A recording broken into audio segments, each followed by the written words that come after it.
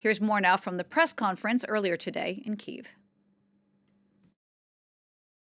1 year later, Kyiv stands, and Ukraine stands. Democracy stands. The Americans stand with you, and the world stands with you. Kyiv has captured a part of my heart, I must say. You and all Ukrainians, Mr. President, remind the world every single day what the meaning of the word courage is. This is really the most important visit or the whole history of Ukraine-US relationship. This is the visit in this most difficult period for Ukraine, when Ukraine is fighting for her own liberty, for the liberties of the world.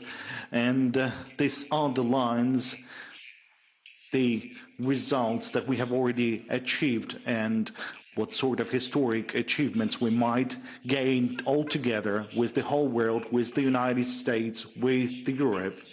Well, to get the very latest live on that visit, let's go to Kyiv with our correspondent, Gulliver Cragg. Gulliver, first of all, what's the feeling like in Kyiv now? How are people reacting to U.S. President Joe Biden's visit?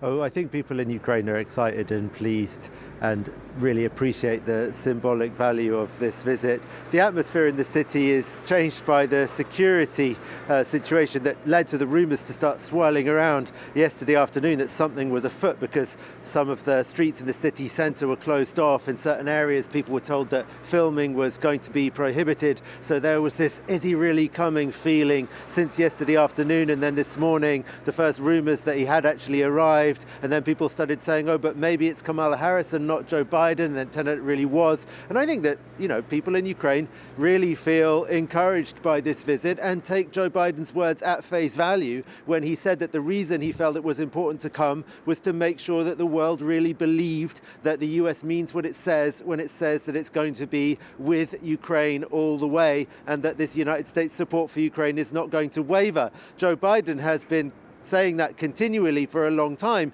but there are a lot of people still who doubt that, and I think Ukrainians realize that these kinds of symbolic visits really do help to stop those people who are doubting, and therefore, make that influences the decisions of lots of other leaders around the world about how long for and in what way exactly to support Ukraine and what stance to take in this conflict.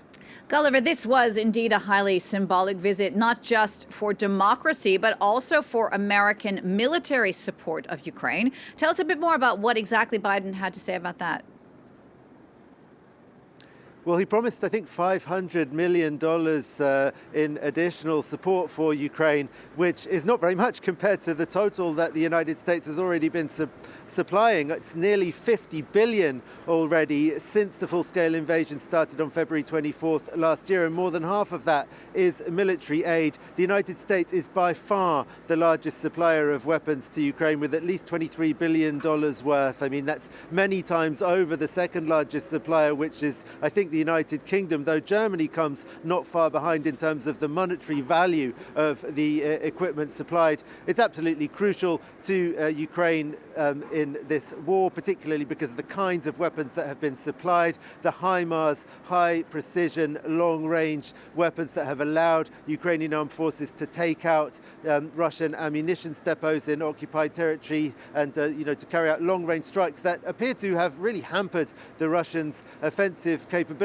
That's one piece of technology that clearly was something of a game changer, though I expect the Ukrainians would like to underline that the prowess and courage that they have shown in learning quickly how to use those weapons and having the bravery to stick in the battlefield, even under extreme pressure from the Russians, is also playing an important role. But no one in Ukraine would deny that without the United States weapons, they wouldn't be where they are today.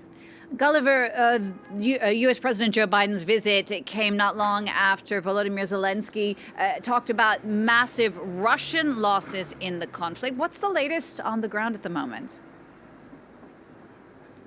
Well, people are saying that the Russian offensive, which is often, even today, still being talked about as an anticipated Russian offensive, has actually already started. And if so, then some people might be saying, well, is that really the best they can do? Because so far they've tried to take the town of Vuhledar in the southern part of Donetsk region and suffered terrible, terrible losses there. They've had incremental gains towards surrounding Bakhmut, which is perhaps the most likely Ukrainian city of any size to fall to Russia. Some people have been predicting that Bakhmut will fall, but for now it is still in Ukrainian hands, and they've been attacking at several other places along the front line, only in the east at the moment, not in the south, without really making very many gains. They've got quite a lot of reserves building up behind, but perhaps not really of a sort as to suggest that they're going to attempt anything different rather than just more of the same. For the moment, the Ukrainians are holding the line, but of course the Ukrainian armed forces are taking extremely heavy losses as well, and they are